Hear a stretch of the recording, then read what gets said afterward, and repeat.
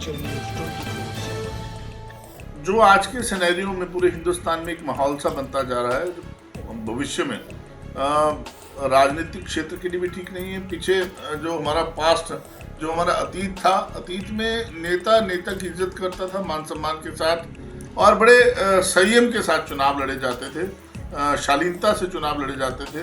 लेकिन जिस तरह से पूरे हिंदुस्तान में माहौल पनपा है और ख़ास तौर पे हिमाचल प्रदेश में, चाहे मंडी की प्रत्याशी भाजपा की हों, चाहे और इनके नेता हों, जो इनकी लैंग्वेज है और जिस तरह की बयानबाजी ये लोग कर रहे हैं, ये समाज के लिए और लोकतंत्र के लिए हानिकारक बात है।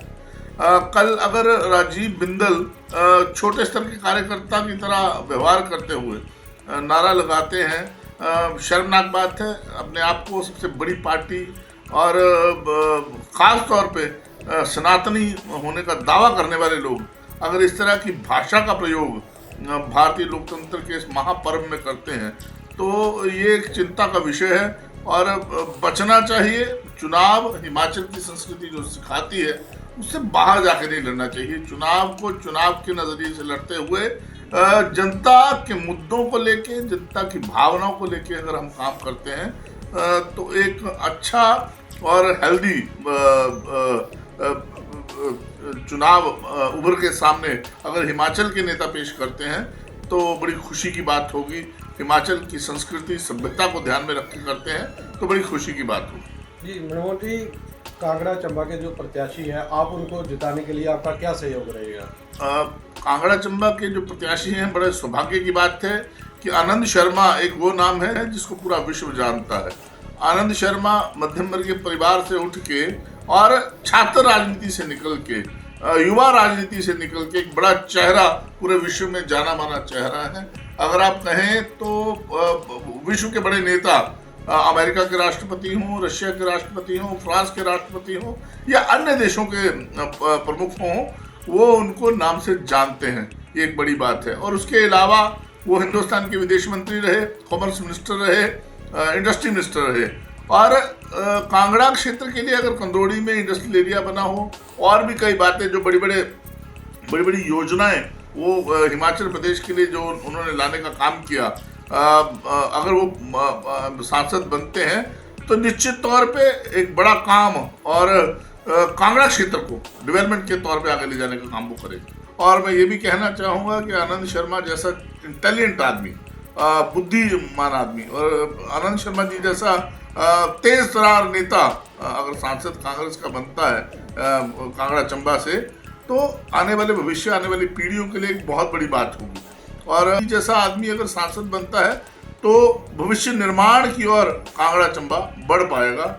ये भी आपके माध्यम से मैं कहना हूँ। अगर हम बात करें 2014 से हिंदुस्तान में एक ऐसी सोच पनपी जिस सोच ने हिंदुस्तान को बिखराव के सिवाय कुछ नहीं दिया। धार्मिक उन्माद बढ़ने का काम रहा हो हिंदुस्तान में धार्मिक स्तर पे लड़ाई बढ़ने का काम रहा हो, यही रहा। रोजगार हो, महंगाई हो, जो आम जनता से जुड़े हुए मुद्दे हैं, किसानों की बात हो, नौजवानों की बात हो, उन बातों पे ये सरकार पूरी तरह से चुप रही।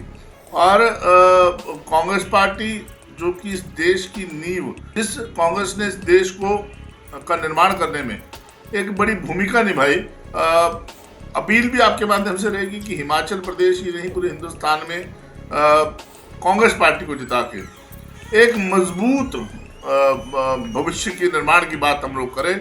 और हिमाचल प्रदेश पढ़ा लिखा प्रदेश है। निश्चित तौर पे 15 महीने पहले ही कांग्रेस की सरकार हिमाचल प्रदेश में बनी है। 10 सीटों पे चुनाव हो रहा है, 4 लोकसभा की और 6 विधानसभा की। 10/10 कांग्रेस, मेरा मानना है कि जीत के आएगी और एक बड़ा मैसेज पूरे हिंदुस्तान में देने का काम कांग्रेस पार्टी के लिए हिमाचल के लोग करेंगे। जी मनोहर जी, उपचुनावों को आप कैसे देखते हैं? हिमाचल प्रदेश में जो उपचुनाव है वो भाजपा की संकीर्ण सोच का नतीजा है। जिस तरह से भाजपा ने एक गलत सोच अपनाते हुए जल्दबाजी में, और ख़ास तौर पे पूर्व मुख्यमंत्री की सत्ता का लोभ जो उनके अंदर था, उसके कारण हिमाचल में 6 सीटों पे जो लोग डर के भागे हों या किसी लोभ के कारण भागे हों, हिमाचल प्रदेश की सरकार को, लोगों की भावनाओं को कुचलने का काम एक जो षड्यंत्र रचा गया था वो करने का काम भाजपा के लोगों ने किया।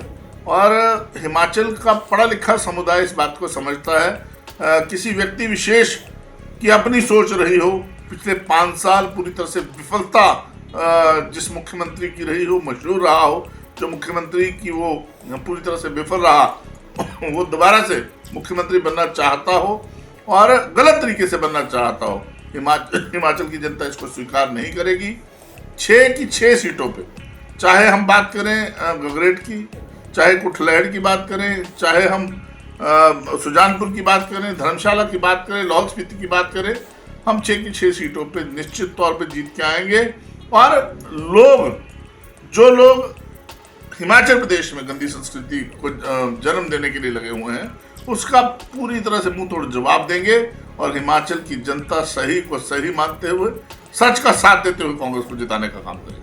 हिमाचल न्यूज़ 24